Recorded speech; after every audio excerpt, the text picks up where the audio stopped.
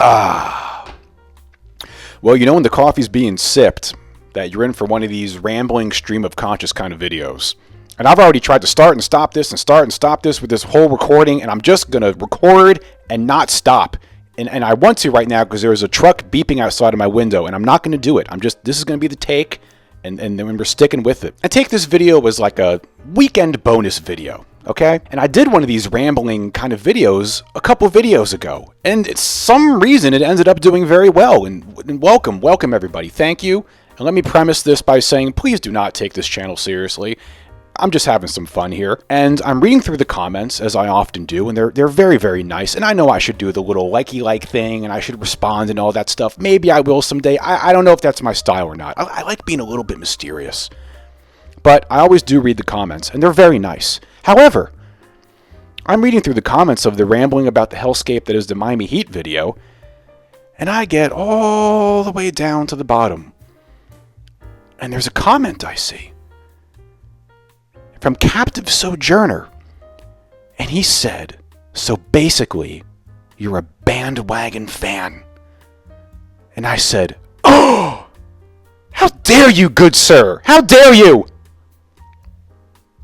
I am a ride or die Heat fan. This is my initial gut reaction, my knee-jerk reaction, my emotional reaction.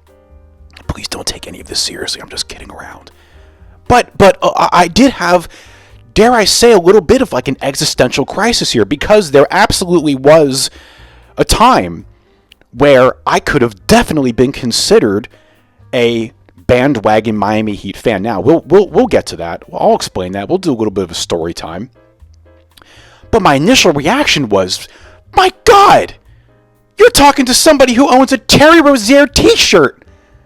I've brought this up numerous times. Now, would a bandwagon fan own a Terry Rozier Miami Heat t-shirt? I don't even know why a Terry Rozier Miami Heat t-shirt exists. Yet I have one. Never put it on, but I have one. I've made videos praising Cody Zeller. I've made videos praising Dwayne Dedman. I went to a Miami Heat G League game last year, the Sioux Falls Skyforce in Ontario, California. Do you know how long it is to get from West Hollywood, where I live, in LA, to Ontario, California? It's long. To watch them play the Ontario Clippers, and I got to see Heat legend Jamari Bouye. What kind of bandwagon fan does that? I have not missed a Miami Heat game since the Sixers series of 2022 up until today. I think maybe I only missed a couple games. I think one time I was in a dental procedure and one time I was on a flight. Other than that, I do not miss a game. I even watch Garbage Time. I watched the entirety of the Jazz game. The Jazz game. We got blown out by the Jazz. Disgusting. You know why? So I can see how Kashad Johnson is playing. What kind of bandwagon fan does that? I've made videos saying that we're going to go die in glory. I made videos questioning everybody's heart when things got rough. I'm ride or die with this team. I'm still Heat in 7. We still have one more game. I'm riding this thing till the wheels fall off. And if the wheels do fall off and we lose in Game 7, which we won't, because I still believe we're going to make it to the NBA Finals. But if we do lose and the wheels fall off, then you fix it. You make some adjustments. You put the wheels back on. And you have a new season in 4 months. So you're probably asking yourself, well, why would you get so bent out of shape from Captive Sojourner's comment? And it's because that once upon a time, I think I could have been categorized as a bandwagon fan. And let me tell you, let's take a little trip down memory lane here. Now, some of you might find this completely uninteresting, and fine. Like I said, this is just a fun little bonus video. But how did I become a Miami Heat fan? Well, context is very important. So let's go way back to the 90s. I'm from Jersey, grew up a 90s Knicks fan. My dad was a Knicks fan from, I don't even know what, the 70s. Grew up a Knicks fan, hated the Heat. My horrible childhood memories of P.J. Brown somersaulting Heisman winner Charlie Ward into the front row. Second row, maybe. Horrible. And I was a pretty good basketball player myself. I had over 1,000 points in high school, got recruited D2, D3. And then after high school, I said, I'm done with basketball. I'm over it. And I barely thought about basketball or touched the basketball from my late teens up until my mid-30s. And I would keep tabs on things. I was aware of Jimmy Butler, and I liked Jimmy Butler. I liked him at Marquette, knew his whole story. We all know his upbringing was crazy, and he played junior college basketball, and he was the last in the first round in the whole 9 yards. And then he went to the Miami Heat. I said, oh, okay, that's cool. I always liked Pat Riley, of course, because of the Knicks connection. And I knew the Heat were always a bunch of like tough guys. I liked the Dwayne Wade era, loved Dwayne Wade. So I always hated the Heat when I was a kid. Kind of liked the Miami Heat a little bit as I got older. And the bubble season happened. And I was paying attention a little bit. I said, oh, damn, like, look at Jimmy going out there against LeBron. Like, that's cool. That's awesome. That's badass. But then I'd, forget about basketball again. And then the 21-22 season came around. And I was like, oh, wow, the Heat are pretty good again. That's pretty cool. And I saw they were like number one in the standings and all that. And then I saw the infamous fight between Jimmy and Spo on the sidelines. And I said, who are these guys? A bunch of maniacs. But I like it. I like it. They're a bunch of like pirates. And then little by little, I started looking at the box scores. Then I started watching highlights.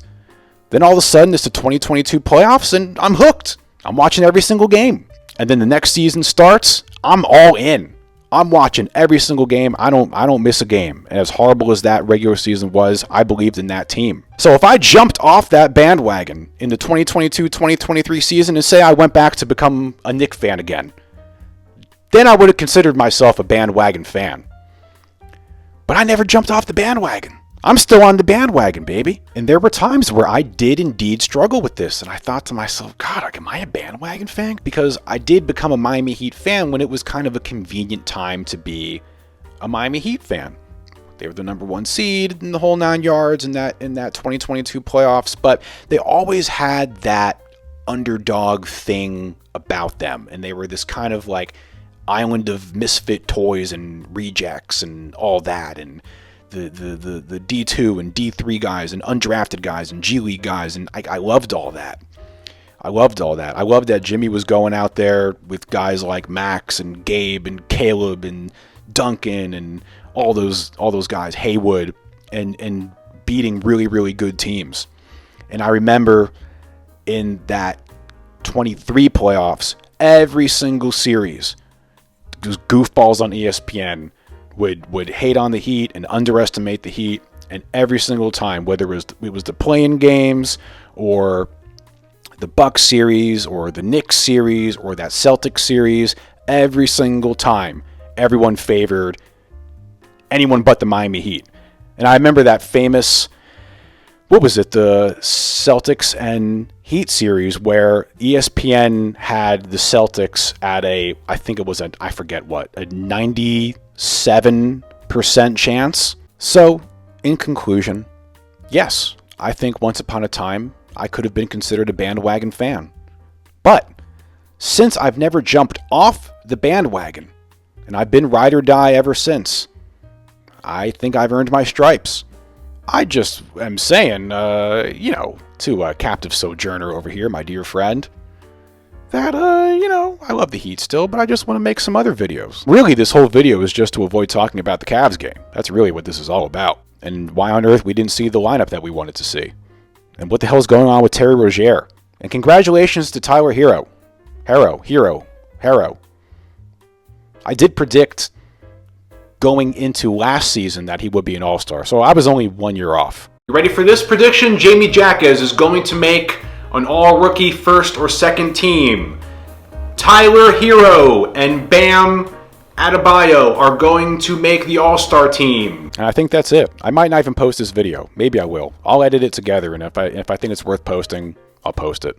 And thank you to Captive Sojourner. Thank you, because you're responsible for this video. And once again, please, I'm kidding around. Don't take me seriously. All that stuff. And that's it. Goodbye.